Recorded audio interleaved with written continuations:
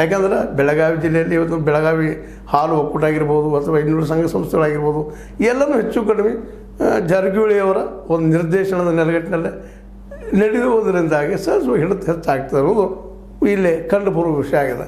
ಇನ್ನು ಇಲ್ಲೇ ಈ ಲಕ್ಷ್ಮೀಬಾಯಿ ಹೆಬ್ಬಾಳ್ಕರ್ ಅವರು ಏನೆಲ್ಲ ಲಾಭ ಮಾಡ್ಕೋಬೋದು ಏನೇನಿಲ್ಲ ಅನ್ನೋದು ಭವಿಷ್ಯಕ್ಕೆ ಬಿಟ್ಟಂಥದ್ದು. ಬಟ್ ಅವ್ರನ್ನ ಒಪ್ಪಿಸಿದಾರೆ ಸತೀಶ್ ಅವರು, ನಮ್ಮಲ್ಲಿ ಒಳಗೆ ಬೇಕಾಗಿಲ್ಲ, ನಾವು ಕೂಡಿ ಹೋಗೋಣ ಅನ್ನೋಂಥದ್ದು. ಕೂಡಿ ಹೋಗಲಿ, ಆದರೆ ಅದೇ ಕಾಲಕ್ಕೆ ರೈತರ ಕೆಲಸಗಳು ಆಗಲಿ ಅನ್ನೋದು ಜನಸಾಮಾನ್ಯರ ಅಥವಾ ರೈತರ ಬೇಡಿಕೆ. ಅದಾಗ್ತದೋ ಇಲ್ಲವೋ ಆ ಕಾಲಕ್ಕೆ ಬಿಟ್ಟಂಥದ್ದು. ಬಟ್ ಇದು DCC ಬ್ಯಾಂಕ್ ಇಲ್ಲಿವರೆಗೆ ಇನ್ನೊಂದು ಭಾಳ ಗಮನಿಸ್ಬೇಕಾಗಿದ್ದೇನಪ್ಪ ಅಂತಂದ್ರೆ, ವಿಶೇಷವಾಗಿ ಸಾಲ ಕೊಡುವಂಥದ್ದು ದೊಡ್ಡ ದೊಡ್ಡ ಈ ಒಂದು ಕಬ್ಬು ಇಂಡಸ್ಟ್ರಿಗಳಿಗೆ, ಅಂದರೆ ಇದರ ಅರ್ಥ ಸಕ್ಕರೆ ಕಾರ್ಖಾನೆಗಳಿಗೆ ಹೆಚ್ಚು ಲೋನ್ ಕೊಡೋದ್ರಿಂದಾಗಿ ಅಲ್ಲಿ ಅದಕ್ಕೆ ಲಾಭವೂ ಅದ, ಮತ್ತು ಬೇರೆ ದುಡ್ಡು ರಿಫಂಡ್ ಆಗ್ತದೆ ಅಂತ ಏನೋ ಭರವಸೆ ಅದ. ಆ ದಿಸೆಯಲ್ಲಿ ಅವರು ಕೊಡೋದ್ರಿಂದಾಗಿ ಹೆಚ್ಚು ಈ ನಮ್ಮ ಬಡ ರೈತರಿಗೆ, ದುಡ್ಡು ತಿನ್ನುವಂಥ ರೈತರಿಗೆ, 2 ಎಕರೆ 1 ಎಕರೆ 3 ಎಕರೆ ಇದ್ದಂಥ ರೈತರಿಗೆ ಎಷ್ಟರ ಮಟ್ಟಿಗೆ ಹೆಲ್ಪ್ ಆಗ್ಬೋದು ಅನ್ನೋದು ಈಗ ಇಲ್ಲಿವರೆಗಿನ ಇತಿಹಾಸ ನೋಡಿದಾಗ ಅದು ಹಂಗೆ ಮುಂದುವರಿತಿರ್ತದೆ.